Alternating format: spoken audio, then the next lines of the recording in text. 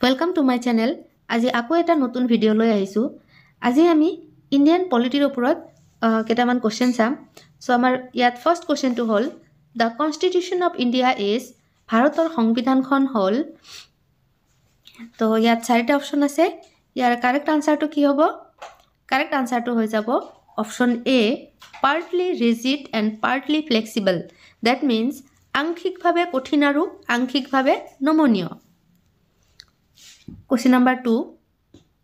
ইয়াত আছে who was the chairman of the draft committee of the constituent assembly? কোন আছিল সংবিধানৰ খচৰা সমিতিৰ অধ্যক্ষ? ইয়াৰ কাৰেক্ট আনসাৰটো হৈ যাব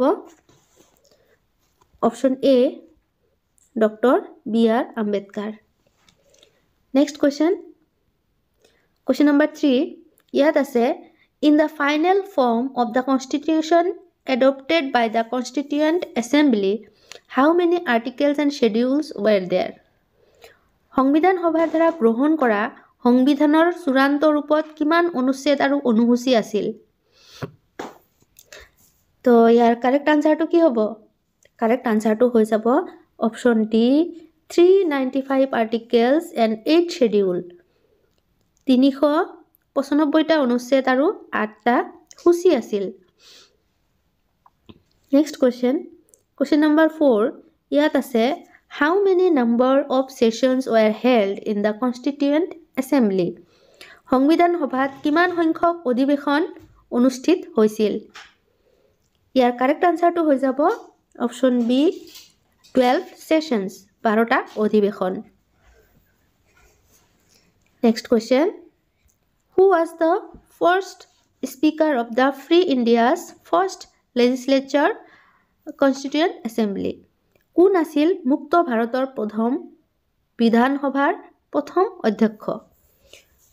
মুক্ত ভাৰতৰ প্ৰথম বিধানসভাৰ প্ৰথম অধ্যক্ষ আছিল কোন আছিল? ইয়াৰ কাৰেক্ট আনসাৰটো হৈ যাব অপচন এ জি.ভি. মাভালংকৰ। জি.ভি. মাভালংকৰ আছিলে মুক্ত ভাৰতৰ প্ৰথম বিধানসভাৰ প্ৰথম অধ্যক্ষ। Next question. On which date the Constitution of India was adopted and enacted by the Constituent Assembly? কোন তাৰিখত ভাৰতৰ সংবিধান গৃহীত হৈছিল আৰু সংবিধান সভাৰ দ্বাৰা প্ৰণয়ন কৰা হৈছিল? কোনটো তাৰিখত সংবিধান সভা গৃহীত হৈছিল আৰু প্ৰণয়ন হৈছিল? তো ইয়াৰ কাৰেক্ট আনসাৰটো কি হ'ব?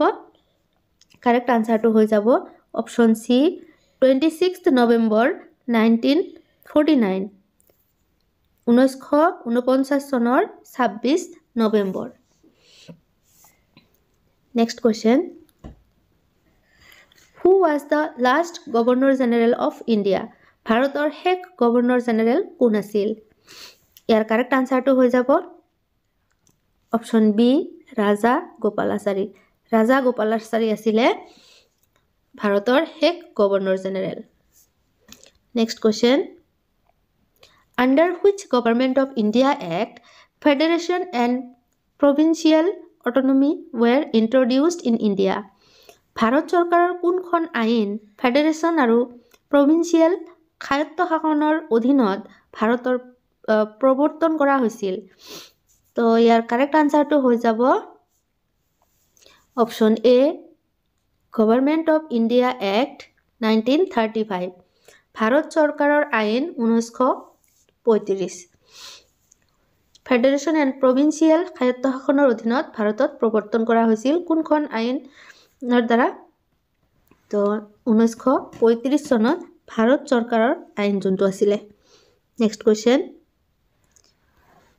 Which act provided India to become an independent state? কোনখন আইনে ভাৰতক স্বতন্ত্ৰ ৰাজ্য হোৱাৰ ব্যৱস্থা কৰিছিল? ভাৰতবৰ্ষখনক এখন স্বতন্ত্ৰ ৰাজ্য হোৱাৰ ব্যৱস্থা কৰিছিল কোনখন আইনে? ইয়াৰ কাৰেক্ট আনসাৰটো কি হ'ব? কাৰেক্ট আনসাৰটো হৈ যাব option C Indian Independence Act 1947। ভাৰতীয় স্বাধীনতা আইন 1947। Next question. Under the British rule, when diarchy governing system was introduced for the first time? British শাসনৰ অধীনত কেতিয়া প্ৰথমবাৰৰ বাবে ডায়াৰ্কি গভৰ্নিং ছিষ্টেম প্ৰৱৰ্তন কৰা হৈছিল ইয়াৰ কাৰেক্ট আনসাৰটো হৈ যাব option A government of India act 1919 Bharat চৰকাৰ আইন 1919 ঠিক আছে আপোনালোকে ভিডিঅ'টো শ্বেয়াৰ কৰিব লাইক কৰিব কমেণ্ট কৰিব আৰু ছাবস্ক্ৰাইব কৰি দিব মই যাতে চেনেলটো গ্ৰ' কৰিব পাৰোঁ আপোনালোকৰ সহযোগিতাত so thank you for watching the video thank you